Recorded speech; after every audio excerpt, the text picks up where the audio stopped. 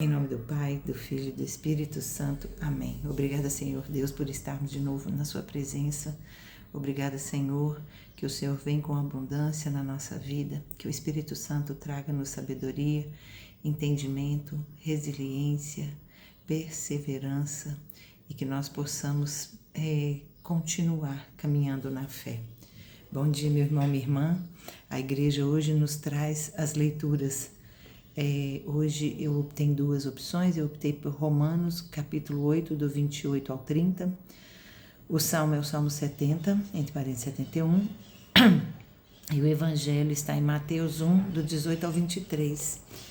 E a igreja hoje nos traz essas leituras tão lindas e tocantes, e o Espírito Santo nos inspira nessa manhã, que a alegria da esperança, a alegria na esperança do céu. Meu irmão, minha irmã, o Espírito Santo hoje nos convida a termos alegria na esperança do céu.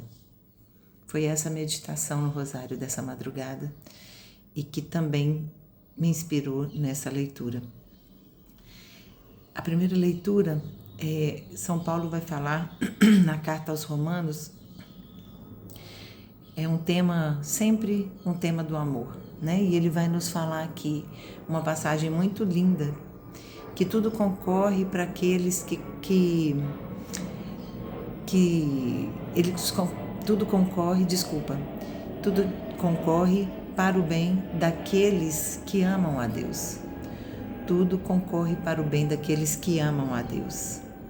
Então, olha só, mesmo que a gente esteja passando por dificuldades, estaremos. Mesmo passando, então, pelas dificuldades, São Paulo está nos dizendo e nos convidando, né, a seguirmos com fé, acreditando naquilo que não vemos. Veja se na hora da dificuldade nós vamos ter alegria, mas o desafio de caminhar com Jesus, né? Encontrar a alegria no meio da dificuldade, porque a alegria vai demonstrar a minha esperança que Deus está cuidando de tudo. E se eu tenho essa esperança e mantenho alegria, eu estou aproximando cada vez mais do lugar que Deus me quer, que é no céu junto dele, que ele nos quer a todos nós, né? Por isso nós, na dificuldade, por isso nós precisamos da fé.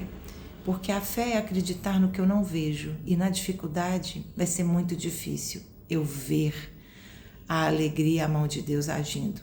Então, a fé é esse convite, que mesmo que eu não veja, eu creia. É crer para ver. E não ver para crer, como Tomé precisou, né? E aí, então ele vai continuar dizendo, né, na carta, seus eleitos, e aí eu abro aqui um parênteses, né? Primeiramente, os judeus eram os eleitos de Deus, né? E com a vinda de Jesus, todos nós fomos acolhidos como filhos de Deus, como irmãos de Jesus.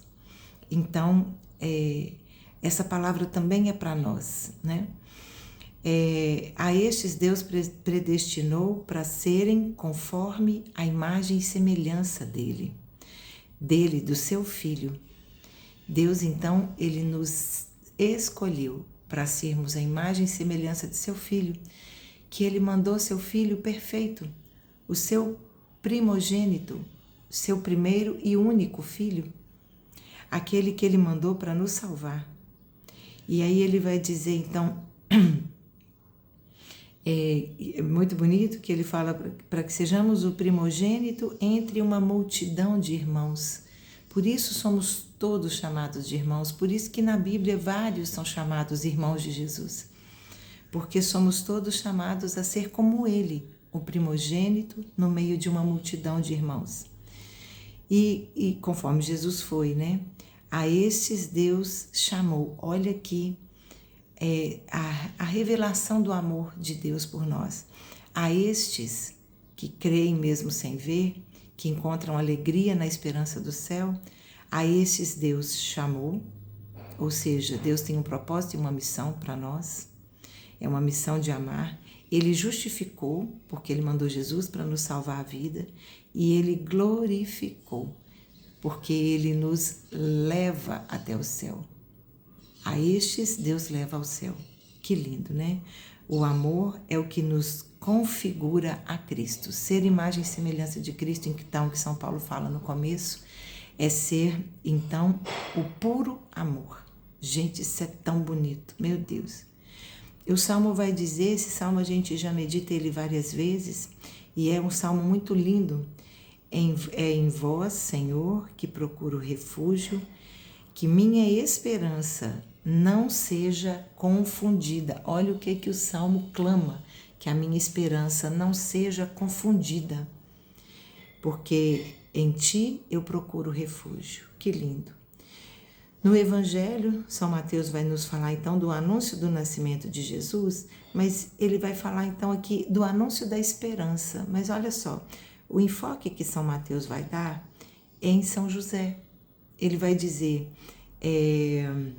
Maria, antes de coabitar com José, concebeu em virtude do Espírito Santo. José, então, não querendo difamá-la, decidiu rejeitá-la. Aí a gente fala, tem muita gente que interpreta errado e fala, São José queria abandonar Nossa Senhora. Não, naquela época, imagina uma jovem já prometida, desposada de José e aparece grávida, sem ter tido relação com ele, porque ela era virgem. E aí, a pena para esse adultério, digamos assim, né, que era a pena na época, era a morte por apedrejamento. E José, por amor a Maria e a Deus, se ele rejeita a mulher, tá tudo bem. Ele vai embora e ela não sofre por isso.